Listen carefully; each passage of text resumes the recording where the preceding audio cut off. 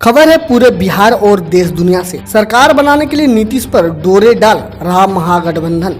बिहार में गरमाई सियासत। बिहार विधानसभा चुनाव का रिजल्ट आने के बाद अब सरकार गठबंधन की कवायद आरंभ हो चुकी है। राष्ट्रीय जनतांत्रिक गठबंधन में जनता दल यूनाइटेड को भारतीय जनता पार्टी से कम सीट मिली है, लेकिन जदयू सुप्रीमो नीतीश कुमार ही मुख्यमंत्री बनेंगे। इस बीच महज कुछ सीटों के अंतर से सत्ता से दूर महागठबंधन के नीतीश कुमार को अपने पाले में कर सरकार बनाने की कवायद में जुट गए हैं। ताजा मामला कांग्रेस के वरिष्ठ नेता दिग्विजय सिंह के ट्वीट का है। उन्होंने नीतीश कुमार से बीजेपी एवं संघ की विचारधारा छोड़ तेजस्वी यादव को आशीर्वाद देने की अपील की है।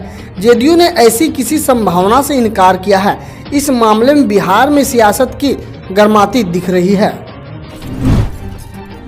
जलाशयों के बावजूद पर मंडरा रहा है खतरा, गिर रहा है भूजल का स्तर। जल ही जीवन है, इसके बिना मानवीय जीवन की परिकल्पना नहीं की जा सकती है। लेकिन बदलते वक्त के साथ आधुनिक युग में लोगों ने इससे के महत्व को कम कर दिया है, जिससे आम लोगों पर जल से जुड़ी समस्या दिखाई पड़ने लगी है। मसलन ठीक 10 वर्ष के अंतराल में ही इलाके में पानी की निश्चित मात्रा 8 फुट से बढ़कर 12 फुट तक हो गई है। बताने के लिए काफी है कि पूर्व में पानी जमीन के नीचे स्तर यानी 8 फीट के बाद मिल जाता है, लेकिन अब पानी 12 फीट नीचे में बहुमुश्किल निकलता है। अचानक इस बदलाव से जहां आम लोग भी हैरत हैं कि वहीं खेत करने वाले किसानों को भी समस्याओं के साथ साथ प्राकृतिक रूप से मिलने वाली जल स्रोतों को भी लेकर दक्षता बढ़ती जा रही है। प्राकृतिक बदलाव के कारण मानते हुए जानकार बताते हैं कि ऐसा मौसम में परिवर्तन की वजह से हो रहा है। त्रिवेणीगंज क्षेत्र में मौजूद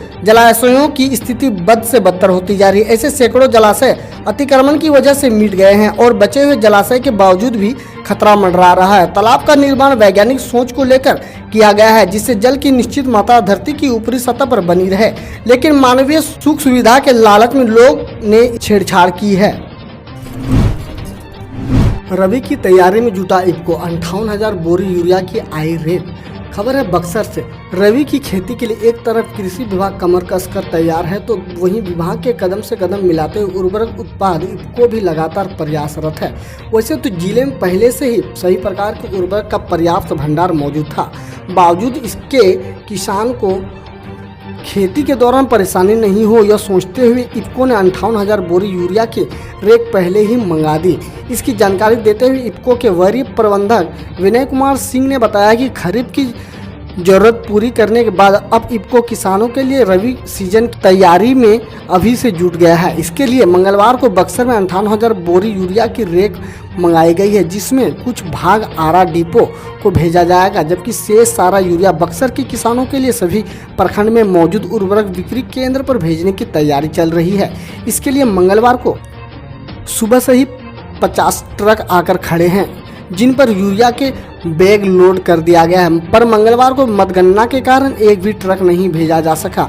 वहीं बुधवार की सुबह से ही ट्रकों से बोरी भेजी जा रही है। मौके पर मौजूद ठेकेदार संजीत कुमार ने बताया कि सुबह में ही 3,000 बोरी यूरिया ट्रक से आरा भेज दिया गया है, जबकि शेष 55,000 बोरी यूरिया बक्सर जिले के तमाम बिक्री केंद्रों पर भेजी जा रही है। इफ्को प्रबंधक ने बताया कि अभी धान की कटनी पूरी होने के साथ ही किसानों गेहूँ की बुआई में लग जाएंगे।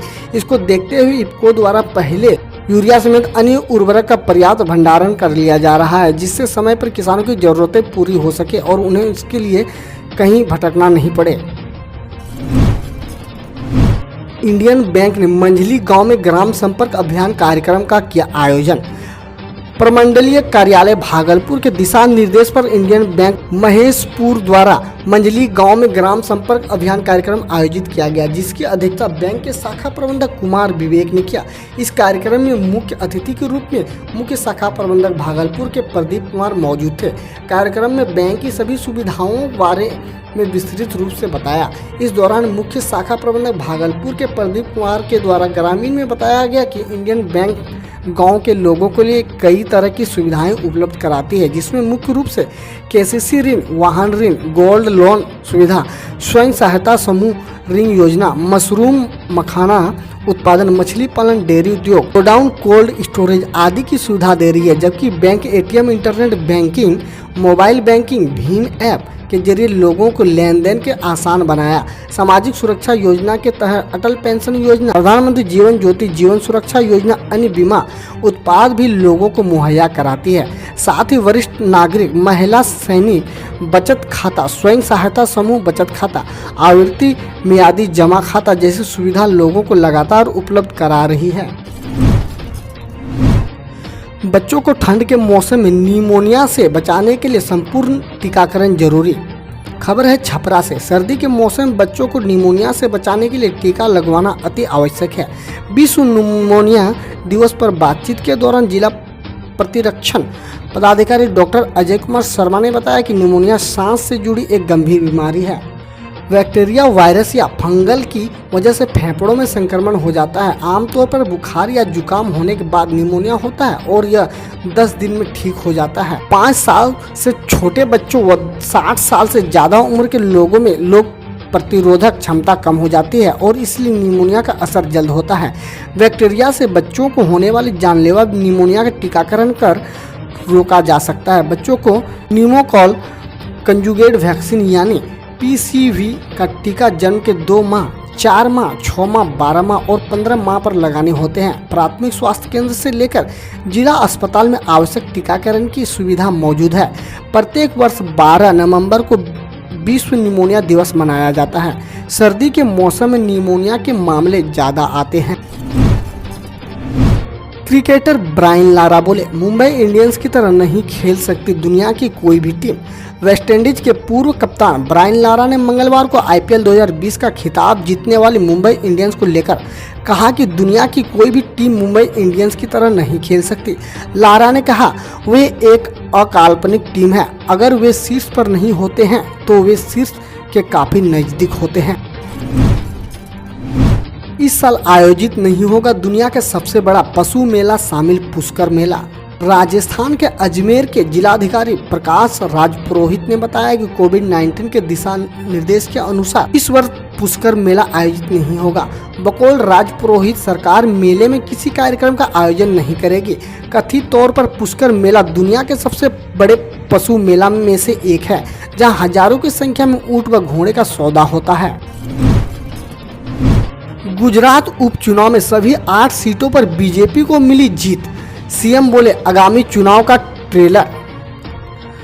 चुनाव आयोग द्वारा मंगलवार को घोषित परिणामों के अनुसार गुजरात में 8 विधानसभा सीटों के लिए हुए उपचुनाव में बीजेपी को सभी सीटों पर जीत मिली है। बकौल चुनाव आयोग उपचुनाव में बीजेपी को 55% से अधिक जबकि कांग्रेस को 34.34% वोट मिले। मुख्यमंत्री विजय रूपानी ने कहा, ये नतीजे यहाँ होने वाले आगामी स्थानीय चुनावों का ट्रेलर है।